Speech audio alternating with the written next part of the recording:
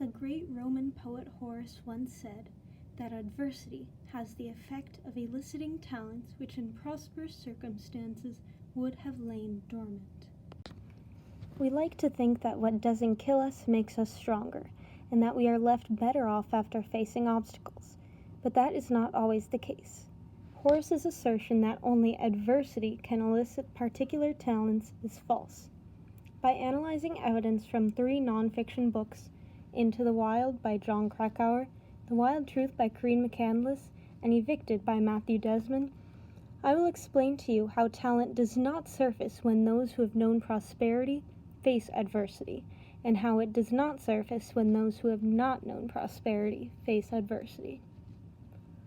First, we will address those who have known prosperity, and why adversity does not actually draw out talents that people never knew they had. The phenomenon is well illustrated in the life of Corinne McCandless and in her book, The Wild Truth. Corinne's first husband, Patrick, abused her, physically, verbally, and sexually. However, she was able to escape. Corinne was able to leave Patrick because, along with her extraordinary strength, she had the resources. She used money that she had inherited from her mother's friend to hire a divorce lawyer, McCandless 91. She was also able to live with her parents afterwards, safely away from him. This adversity did not surface unknown talents, but it made her use resources and skills that her prosperous life gave her. The way she handled her second husband also showed a similar story.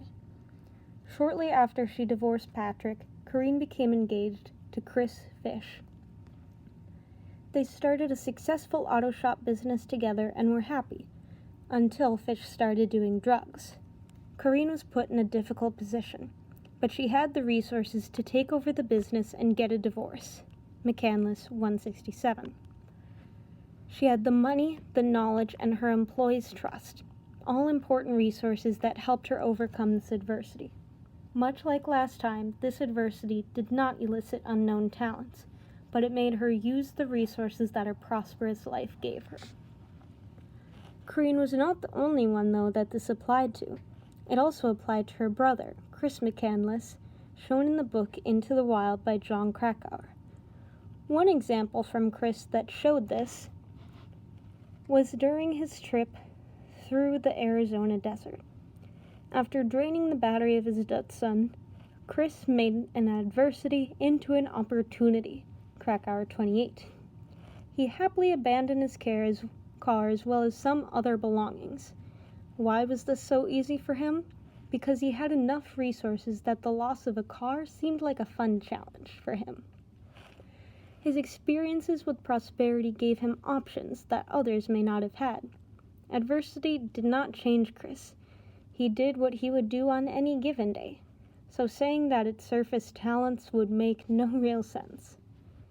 From these examples, we can see that adversity does not elicit talents that people who have known prosperity have not used. Rather, it makes them use the resources and options that prosperity gave them. Now, adversity does not elicit talents for those who have only known adversity. Matthew Desmond's Evicted is a great place to find stories of people who fit that description. In the beginning of the book, a woman named Arlene is evicted from her home and forced to find a new home for her and her sons that she cannot afford. Desmond 2 and 3. Arlene does not get a happy ending. Throughout the book, she continually has to live horrible living conditions and enter horrible living conditions in exchange, because she has no way of being able to afford better for her sons. Adversity beats her down and leaves her with nothing in return. No resources, no elicited talents.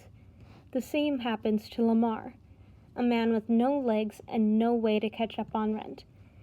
He tries to do jobs like painting for his landlords, but his efforts are never enough. Desmond 134. Adversity does not reward his hard work with talent, only pain. For people like Arlene and Lamar, adversity is relentless. Without some prosperity in life, they are left with no resources and no options.